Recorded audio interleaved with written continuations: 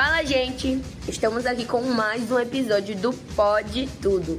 Hoje trouxemos dois ícones do nosso maracatu, Iracema e Augustinho, que vão compartilhar um pouco dos seus trabalhos do maracatu rural e nação.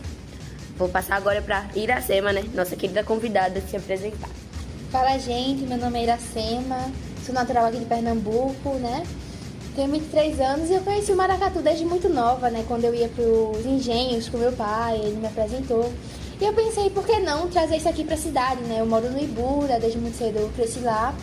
E eu não tinha muito conhecimento. E é por isso hoje que eu estou aqui, para compartilhar um pouco do que é o maracatu com vocês e apresentar um pouco dessa cultura que é tão conhecida e tão pouco conhecida ao mesmo tempo. Bom, gente, agora eu vou deixar nosso outro participante se apresentar um pouquinho e falar um pouco mais sobre ele. E aí, gente, eu sou Augusto Rodrigues, mais conhecido pela minha família e pelos meus amigos de Augustinho. Eu tenho 30 anos de idade e eu venho dos engenhos de Ipojuca. O maracatu foi inserido na minha vida através dos meus pais e é algo que foi passado de geração em geração. E hoje em dia eu herdo essa tradição e dou continuidade a ela. Começamos essa entrevista linda e maravilhosa. Eu gostaria de saber o que é o maracatu, que é tão falado, mas tão pouco explorado.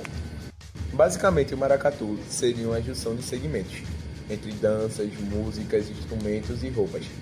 E já que entraram aí na questão do figurino, como é que é planejado, como acontece a confecção desses figurinos?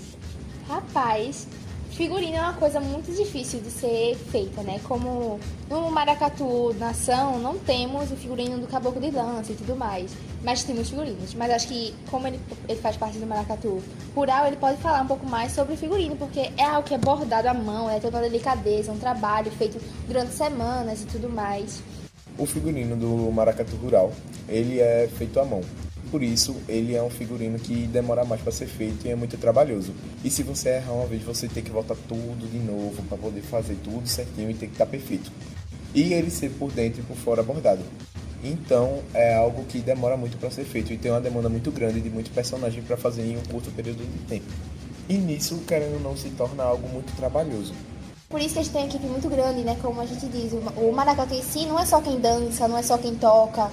Temos uma equipe que faz figurinos e tudo mais, porque para atrasar uma apresentação, a gente tem que fazer isso com muita antecedência.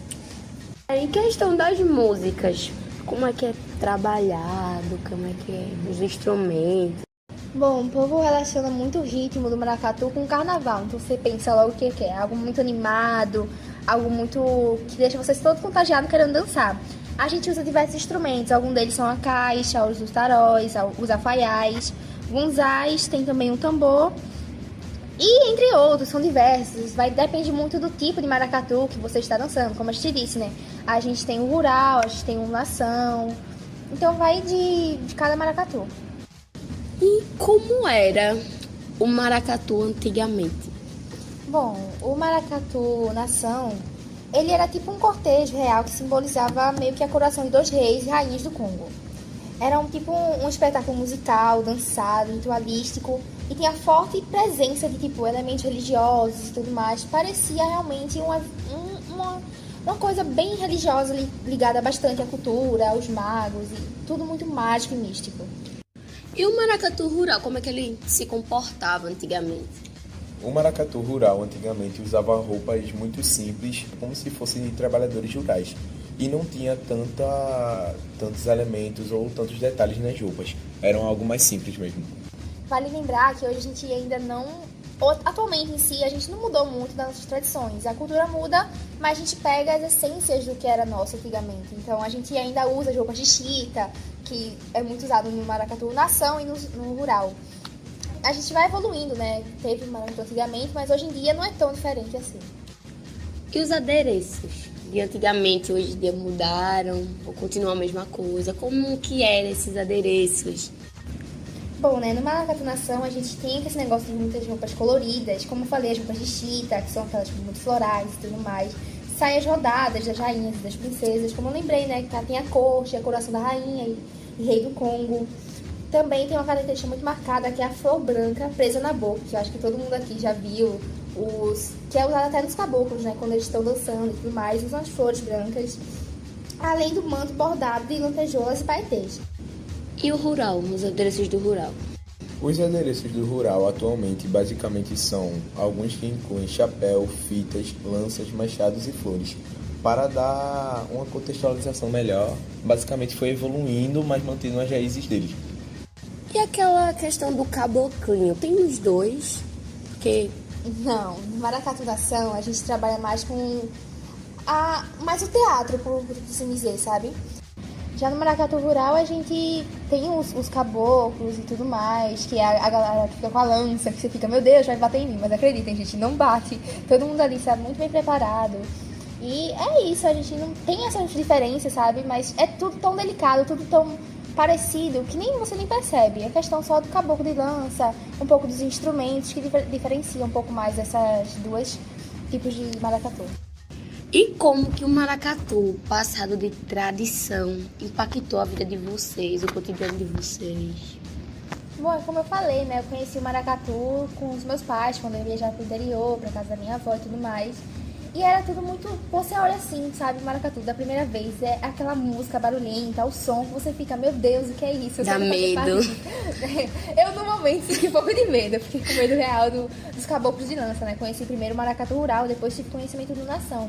Mas quando você para pra pensar assim, meu Deus, que coisa... que traz realmente a cultura, eu me sinto realmente, nossa, meu Deus, estou no estado de Pernambuco, eu tô vivendo o que eu deveria estar vivendo, que é a minha cultura, que é o maracatu, que é a maracatu nação, rural. Então é algo muito mágico. Hoje em dia eu tento passar isso para todos meus irmãos, meus amigos, quem eu conheço e tudo mais. Porque é uma coisa que impacta a nossa vida, né? A gente conhecer de onde a gente veio e de onde a gente se originou.